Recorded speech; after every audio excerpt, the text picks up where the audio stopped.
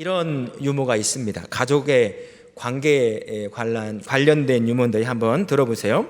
태어날 때는 내 새끼, 사춘기가 되면 왼수 덩어리, 대학생 되면 남남, 군대 가면 손님, 시집 장가 가면 사돈이 된다.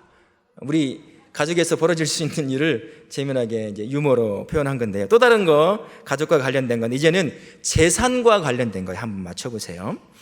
재산 안 주면 맞아 죽고, 재산 반절만 주면 달라고 졸려 죽고, 다 주면 어떻게 될까요?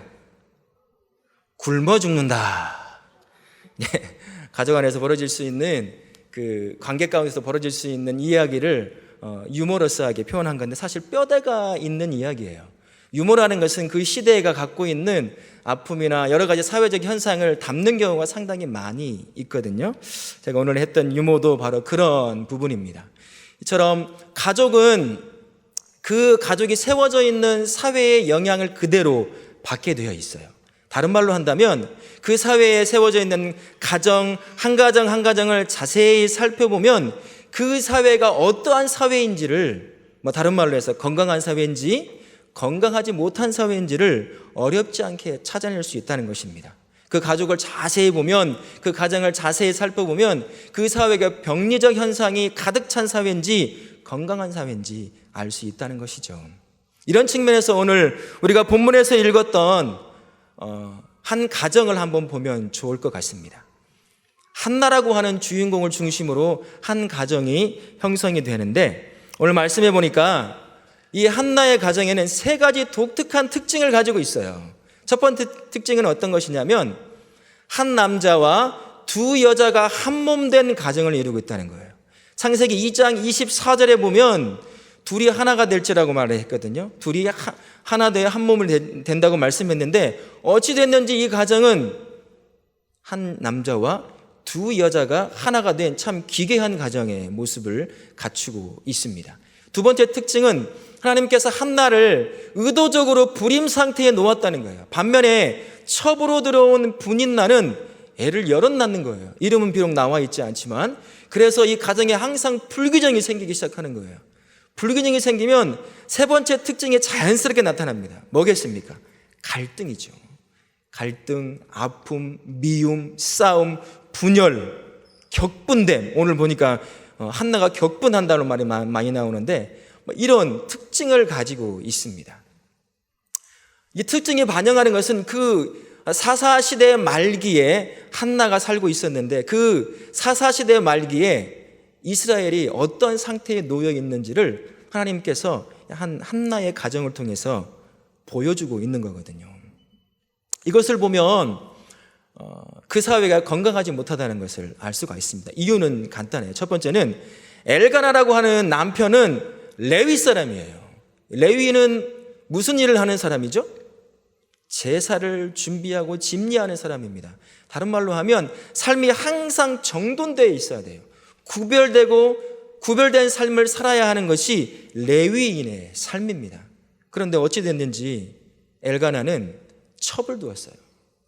여러 학자들은 얘기하기를 첫째인 한나가 불임이었기 때문에 첩을 두어서 이제 대를 잇기 위해서 애를 낳았다, 이렇게 말을 하지만 그럴 수도 있습니다만, 사실 이 당시 고대 근동에는 첩을 두는 일이 일반적인 일이었어요. 좀 잘 살거나 그러면은 얼마든지 둘 수 있는 그런 사회적 환경이었습니다. 이런 상황 가운데 레위인으로 특별히 부름받은 엘가나가 첩을 두었어요. 다른 말로 한다고 한다면 하나님 앞에 바르게 나아가야 될 이스라엘 백성이 그 하나님 앞에 바로 나아가는 삶이 망가졌다는 것을 엘가나의 삶을 통해서 보여준다는 것입니다. 또 한 가지, 두 번째 특징이었던 한나의 불임 사건, 하나님께서 의도적으로 불임 상태에 놓이게 하셨잖아요. 그것은 이스라엘의 영적 상태를 보여주는 것입니다. 겉은 살아있는 것 같지만 실제로는 이스라엘의 영적 상태는 거의 죽어있는 것과 같은 타락한 상태라는 사실을 한나의 불임을 통해서 보여주고 있는 것이죠. 마지막으로 한나와 분인나가 끊임없이 갈등한 거 있잖아요. 싸우고. 이것은 약속의 땅, 가나안 땅에서 약속의 민족으로 선택받은 이스라엘 민족 안에서 일어나고 있는 갈등, 불협화음, 싸움, 살인, 도륙 사건들을 이 사건을 통해서 한나와 분인나의 갈등의 사건을 통해서 보여주고 있는 것입니다. 실제로 사사기서 19장과 20장에 보게 되면 이름 없는 레위인이 나와요. 그 레위인이 오늘 엘가나처럼 첩을 하나 얻습니다. 보편적으로 퍼져 있었다는 거예요. 첩을 하나 얻습니다. 그리고 어떤 영문인지는 모르겠지만 베냐민 지파가 있는 그 땅에 가서 유숙할 일이 생겼어요. 그래서 첩과 함께 집에 들어가 유숙하려고 하는데 베냐민 지파 남자들이 이름 없는 레위 사람을 욕보이려고 하는 거예요. 어디서 많이 들어본 이야기 같지 않습니까?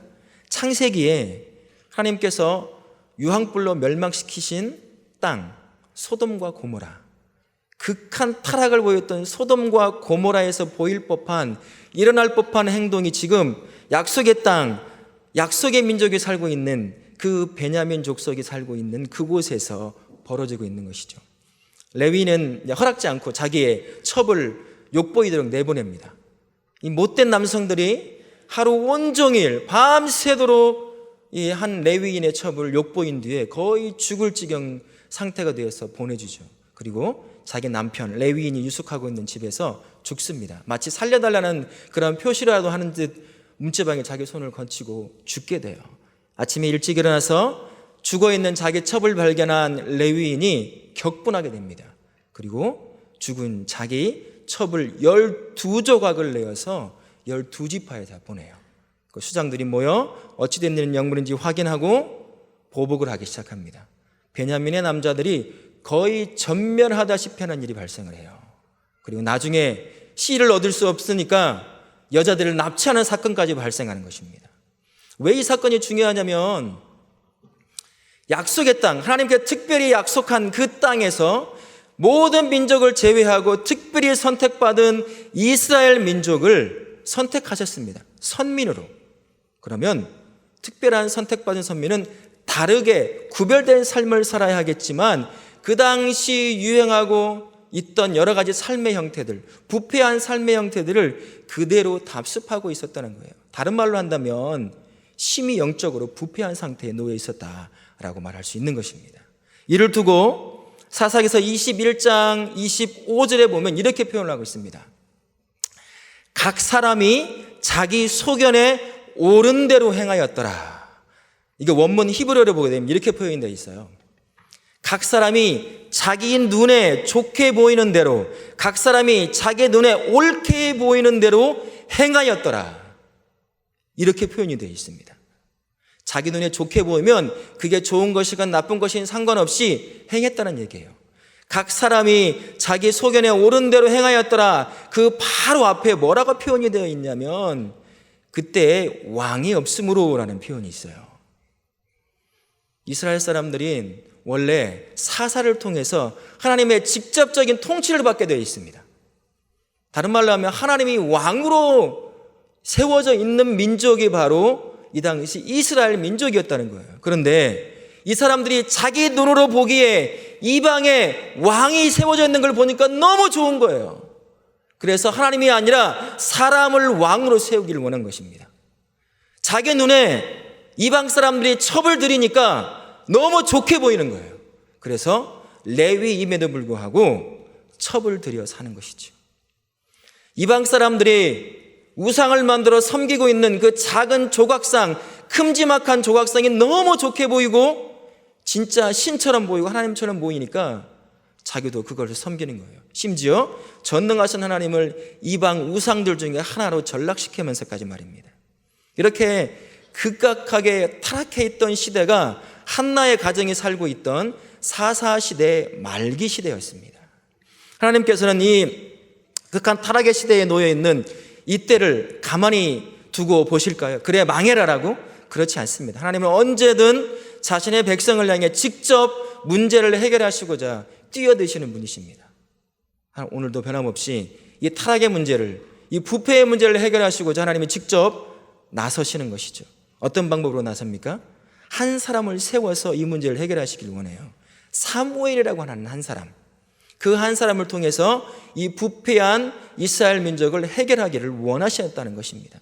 그러면 이 사무엘이라는 사람은 누구를 통해서 세워지는지 한번 볼 필요가 있어요.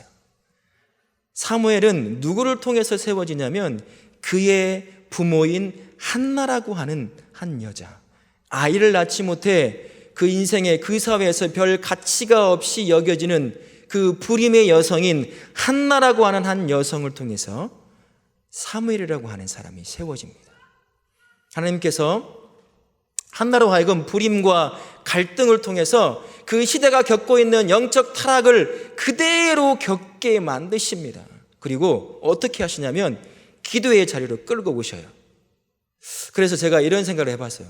한나가 처음에 기도에 입을 열 때 뭐라고 기도했을까?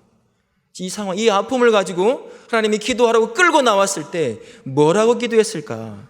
제가 전라도 사람이니까 내가 하나님 앞에 이 심정을 가지고 기도하면 과연 무엇이었을까? 이렇게 기도했을 것 같아요. 하나님, 나 죽겠어. 저 분이나 저 썩으려니 오늘도 내 속을 막 긁어 높디다. 뭐라고 한지 아세요, 하나님? 성님 보시오. 성님도 애를 낳아야 할 텐데 언제 날라요? 내 새끼 좀 봐요. 얼마나 예뻐요. 그렇게 내 속을 긁어 놓읍디다. 하나님, 그 썩을 것을 죽이던 나에게 애를 주시던 좀 하세요. 이렇게 하지 않았을까? 속이 시원하더라고요. 제가 뭐 흉내를 내고서 해보니까, 참고로 저는 전라북도 사람이에요. 이렇게 하지는 않아요, 사실은. 처음에 한나의 기도는 그랬을 것 같아요. 분인나에 대한 분노의 기도가 가득 찼을 것 같습니다. 자신을 매일같이 긁어대는 분인나에 대한 분노의 기도, 그리고 분인나에 대한 저주의 기도가 계속 찼을 것 같아요. 저것을 죽여주세요, 어떻게 해주세요 말이죠. 그러나 하나님께서 거기에서 기도를 멈추시게 하지 않았습니다. 깊은 기도의 자리로 끌고 가시는 것을 보게 돼요. 그래서 그 아픈 마음을 그대로 갖고 끌고 가니까 어느 순간 기도에 깊이 들어가니 하나님의 마음을 알기 시작하는 거예요. 왜 자신을 이런 고통 가운데 놓이게 했는지 그 하나님 아버지의 마음을 알기 시작하는 것이죠. 그래서 10절과 11절에 이렇게 고백을 해요. 한번 보실까요? 한나가 마음이 괴로워서 여호와께 기도하고 통곡하며 서원하여 이르되. 처음에는 분인나에 대한 분노와 저주의 기도로 시작했던 그 한나의 기도가 깊은 기도로 빠질수록 하나님 아버지의 마음을 품는 기도로, 하나님의 의도를 담는 기도로 바뀌기 시작한 거예요. 그래서 사무엘을 세우기를 원하셨던 그 하나님 아버지의 마음을 알아 하나님께서 자신에게 자식을 주면 내가 이 아이를 평생을 다해 바치겠다라고 서원을 합니다. 그리고 1장 24절, 21절부터 24절까지 보게 되면 실제로 자신의 아들을 어린 나이에 하나님 앞에 바치는 것을 보게 됩니다. 그리고 하나님은 이 사무엘을 통해서 이스라엘의 영적 부패를 해결하시고 왕정 시대라고 하는 새로운 시대를 여시는데 귀하게 하나님이 사용하십니다. 오늘 이 한나의 가정에서 벌어졌던 사건을 통해서 하나님은 저와 우리에게 두 가지를 보여주시는 것 같아요. 첫 번째는 과거나 수천 년 전 한나의 가정이 세워졌던 그 사사시대 말기의 이스라엘의 영적 타락이나 지금 우리가 살고 있는 현 시대의 영적 타락이나 별반 다르지 않다라는 것을 보여줍니다. 한나의 가족을 통해서 그 사회가 얼마나 부패했는지를 알 수 있었다고 한다면 지금 우리와 함께 살아가고 있는 세워진 가정들의 삶을 보게 되면 우리 사회가 얼마나 부패했는지 타락했는지를 알 수 있습니다. 이 설교를 준비하면서 몇 가지 기사를 한번 막 찾아봤어요. 근데 참 놀랍고 이해할 수 없는 일들이 참 많이 벌어지더라고요. 한번 들어보세요. 미국에서 최근에 있었던 이야기예요. 어떤 엄마가 친딸하고 결혼하는 일이 생겼어요. 이것부터 이상하잖아요. 더 놀라운 건 몇 해 전에 미성년자였던 자기 아들과도 결혼했어요. 물론 법적으로 다 무효화되긴 했지만 말이죠. 도대체 이 엄마는 무슨 생각을 가지고 행동하고 살아가는지 이해할 수 없습니다. 더 놀라운 사실이 저 신사의 나라 영국 우리 배홍수 전사님이 대학을 나온 그 나라 옥스퍼드 유니버시티를 나왔잖아요. 옥스퍼드도 아니에요. 옥스퍼드라고 한다고 하더라고요. 그 신사의 나라에 이것보다 더 놀라운 일이 발생했어요. 아이를 낳았는데 어쩌된 일인지 굉장히 오랜 동안 떨어져 살게 되었던 모양이에요. 그래서 성인이 된 아이를 만났어요. 세상에. 그때 사랑의 불꽃이 친엄마와 친아들이 불꽃이 튀긴 거예요. 이걸 사랑이라고 해야 될지 뭐라고 해야 될지 모르겠지만 그래서 결혼을 했어요. 그래서 아이를 낳으려고 한대요. 노력하고 있답니다. 좋은 건지 나쁜 건지 모르겠어요. 그러면서 사람들이 수군댔을 거 아니에요? 저건 근친상간이다. 그런데 이것을 벗어나기 위해서 변명을 하기를 이렇게 변명을 해요. 이건 근친상간이 아닙니다. 이건 유전적 성적 이끌림입니다. 무슨 말인지 아시겠어요? 유전적 성적 이끌림이라는 거예요. 말인지 방구인지 도대체 이해할 수 없는 말로 자신이 하고 있는 일을 정당화하려고 하는 거예요. 무슨 말이냐면 비록 엄마와 친엄마와 친아들이지만 유전적으로 성적으로 끌릴 수밖에 없는 관계라는 거예요. 그래서 어쩔 수 없이 우리는 결혼하고 아이까지 가지려고 한다. 놀라서 말도 안 나오시죠? 이게 현대사회의 가정에서 벌어지고 있는 일이에요. 먼 옛날 소돔과 고모라에서 일어난 일이 아니라요. 저 먼 나라 미국과 영국에서만 이런 일이 발생할까요? 이 땅에서도 형태만 다를 뿐 나타나요. 지금도 기억나는 뉴스가 있는데 아이를 옷을 벗겨서 그 추운 겨울에 베란다에 보내 얼어 죽게 만드는 엄마 아빠가 있었잖아요. 지금도 충격이에요, 그 사실이. 그리고 최근에 정인이 사건, 물론 친부모는 아니었지만 어떻게 아이를 때리고 학대했으면 속에 있는 내장이 끊어져 죽었을까요? 상상을 할 수가 없어요. 근데 벌어지잖아요. 가장 최근에 어떤 일이 발생했습니까? 구미에 있는 3살 여아 사망 사건 있잖아요. 방치되었던 그 아이의 친모가 누구죠? 유전적으로는 외할머니예요. 근데 자기는 안 낳았대요.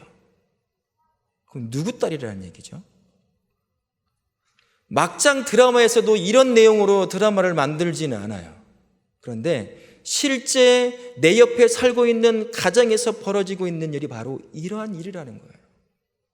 이게 우리가 살고 있는, 우리 가정이 세워져 있는, 저와 우리 다음 세대 아이들이 살고 있는 사회의 모습입니다. 극하게 타락한 모습이라는 거예요.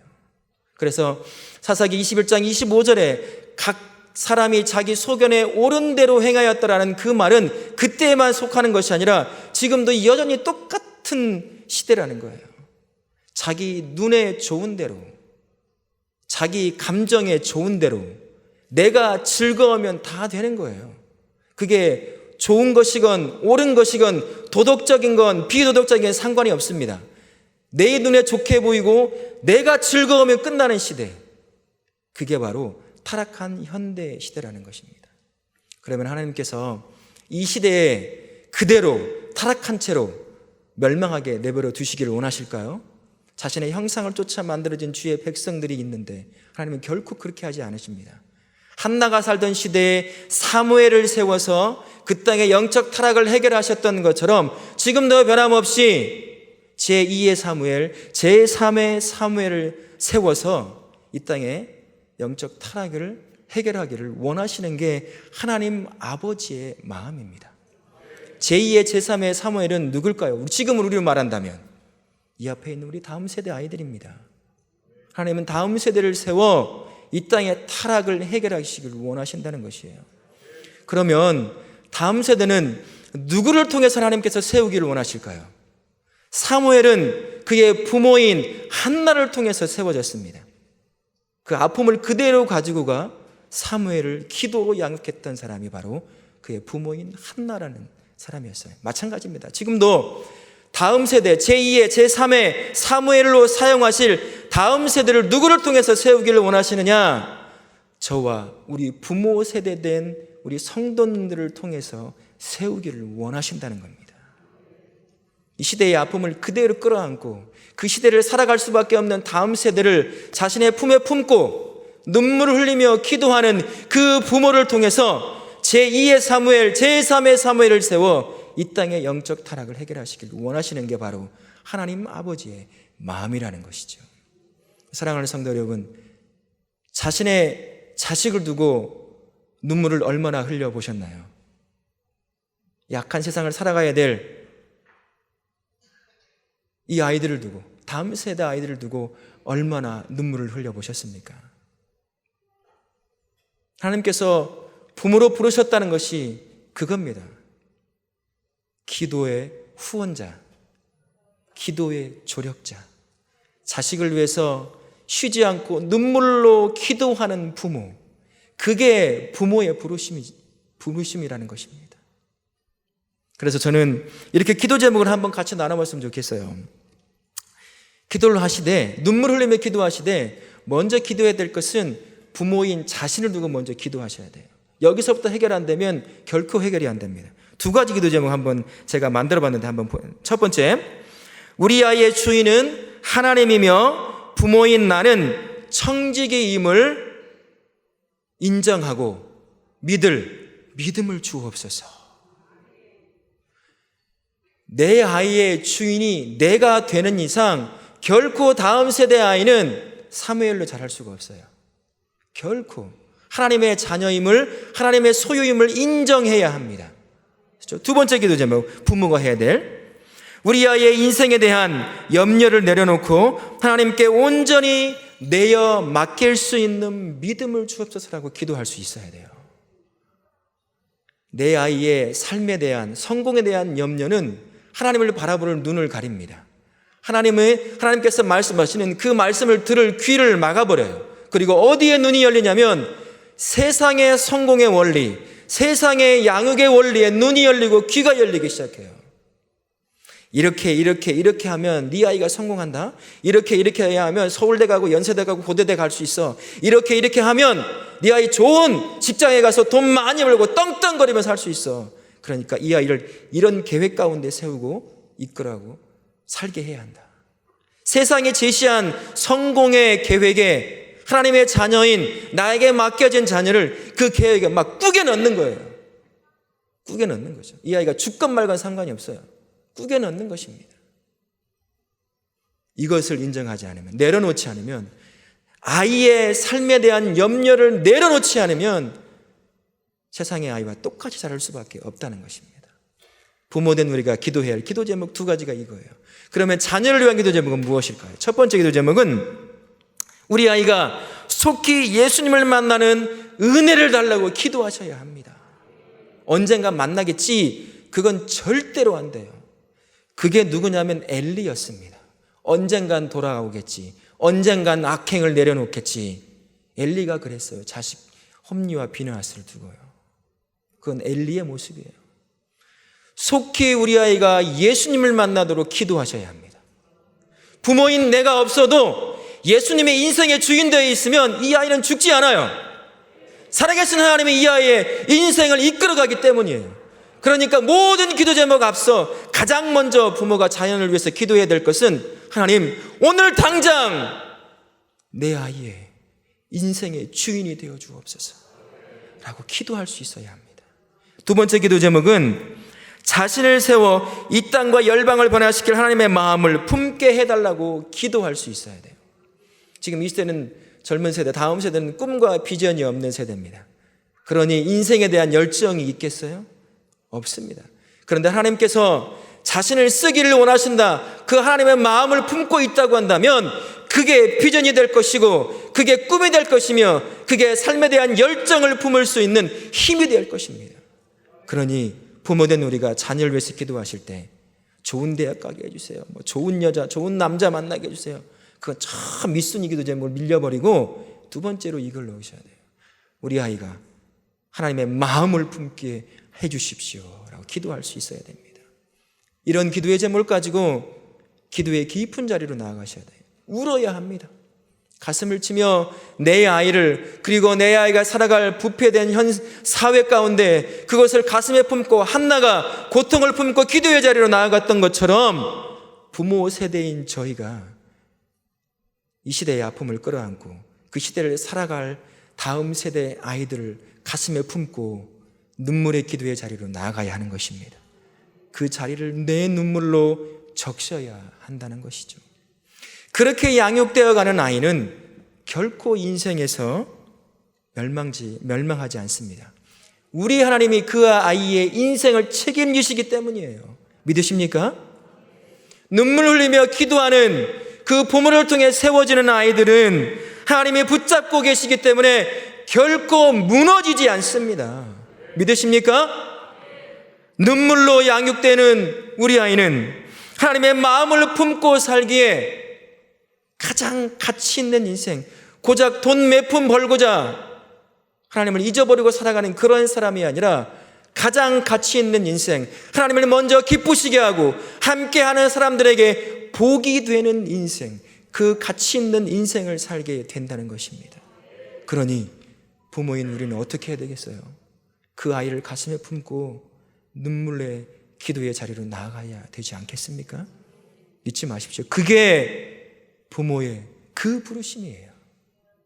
돈 많이 주고 유모에서 얘기했잖아요. 재산은 갖고 있으면 맞아 죽던 졸려 죽던 굶어 죽던 세 가지 중에 하나를 다 죽게 돼 있어요. 그러니 그거 물려주려 하지 말고 기도를 물려주세요. 내 눈물, 너를 위해 흘리고 있는 기도의 눈물을 보여주고 물려주실 수 있기를 바랍니다. 아멘. 그런 의미에서 저와 함께 바로 이 시간 이후부터 자녀를 품고 눈물을 흘리는 기도의 부모가 되기를 원합니다. 우리 청년들은 나는 아직 결혼 안 해서 애가 없는데요, 곧 결혼할 거잖아요. 그렇죠? 네. 저 형제는 내일 당장 결혼할 거거든요. 우리 권사님들은 나는 다 키웠으니까 자녀를 두고 기도할 필요 없어요? 아니에요. 권사님, 집사님, 장로님들은 영원한 아빠요, 영원한 엄마예요. 내가 배 아파 낳지 않았다고 해도 우리 다음 세대 아이를 가슴에 품고 똑같이 눈물을 흘리며 기도해야 합니다. 우리 모든 부모 세대가 이 시대의 아픔을 끌어안고 다음 세대를 가슴에 품고 눈물 흘리는 그러한 부모 세대 될 수 있기를 바랍니다. 아멘. 말씀을 맺도록 하겠습니다. 사막을 여행하기 위해서는 6가지 규칙, 법칙이 있는데요. 지난번에도 제가 한 가지 말씀드렸는데 이번에는 다른 겁니다. 그 법칙 또 다른 하나는 혼자서 함께 여행하기라는 거예요. 이건 어떤 여행이냐면 사막을 여행할 때 2명이건 3명이건 함께 뭉쳐서 여행하지 말라는 거예요. 시간차를 두고 먼저 가는 사람, 두 번째 가는 사람, 세 번째 가는 사람 이렇게 따로 함께 여행을 하라는 거예요. 이유는 간단해요. 먼저 갔던 사람이 어려움을 당할 수 있거든요. 그러면 뒤에 따라오던 사람이 그를 도와서 다시 여행을 할 수 있게 해주기 때문이에요. 아니면 먼저 갔던 사람이 목적지에 도착한 사람이 뒤따라오던 사람이 오지 않으면 그를 도우러 올 수도 있기 때문이에요. 그래서 혼자 마음껏 사막을 즐기며 여행하되 그래도 함께 목적지를 향해서 가야 한다. 그래서 그 법칙이 혼자서 함께 여행하기입니다. 인생의 사막이라는 여행도 마찬가지입니다. 우리 앞에 앉아있는 다음 세대 아이들 이제 얼마 지나지 않으면 물리적으로 그리고 물질적으로 영적으로 정서적으로 곧 부모를 떠나 독립하는 때가 오게 될 거예요. 독립하면 먼저 살아왔던 부모 세대가 겪었던 수없이 많은 인생의 문제들, 예측할 수 없는 수없이 많은 문제들을 똑같이 겪게 될 것입니다. 그때 함께 살았던 아빠와 엄마, 자신을 위해서 여전히 눈물을 흘릴 그 부모를 생각한다면 그 아이는 쉽게 인생을 포기하지 않습니다. 나를 위해 여전히 기도의 자리를 눈물로 적시고 있을 그 아빠가 기억나고 그 엄마가 기억나기 때문이에요. 인생의 유혹이 얼마나 많습니까? 악한 유혹이 얼마나 많아요. 교묘하게 우리로 하여금 악을 쫓아가도록 만드는 그런 유혹들이 정말 많이 있습니다. 그때 그러할 때 나를 위해 하나님께 귀하게 쓰임받기를 위해 기도의 골방에서 눈물 흘리며 기도하고 있는 아빠와 엄마를 기억한다고 한다면 그 아이는 쉽게 유혹에 빠지지 않을 것입니다. 제가 신앙생활을 하면서 신앙생활 같이 하는 친구들 중에 친구들을 보며 가장 부러워했던 것이 있어요. 그 중에 으뜸이 되는 게 뭐가 있냐면 이 아이를 두고 뒤에서 매일같이 울며 기도하는 아빠와 엄마가 있는 거였어요. 저희 가정은 비슷한 시기에 교회를 나갔고 제가 먼저 예수님을 영접했거든요. 그렇다 보니까 그런 기도의 애절함과 간절함이 별로 없었어요. 그래서 지금 목사가 되어 있는 지금도 그게 너무나 부러워요. 그러니까 하나님께서 이렇게 위로하시더라고요. 네가 기도에 눈물을 뿌릴 1세대다. 이제 너에게 맡긴 새 아이를 위해서 네가 울며 뿌려야 할 것이니까 너무 부러워하지 말라. 이렇게 위로하시더라고요. 그런데 지금도 부러워요. 저희 엄마 아빠도 이미 천국으로 이민 가버리셨거든요. 장인 장모님밖에 없어요. 그래서 여전히 뒤에서 기도하는 부모가 있는 그러한 사역자들, 목사님들을 보면 너무 지금도 참 부러워요. 사랑하는 성도 여러분, 나를 위해 울어주고 있는, 여전히 기도의 자리에서 눈물 흘리고 있는 부모가 있다는 거, 아이에게는 천군만마를 얻는 것과 같아요. 그게 뒤에서 눈물 흘리며 기도하도록 부모로 세우신 게 바로 그 하나님의 부르심입니다. 우리 다 같이 눈물 흘리며 기도하는 그 부르심의 순종함으로 나아갈 수 있기를 예수님의 이름으로 축원합니다. 아멘.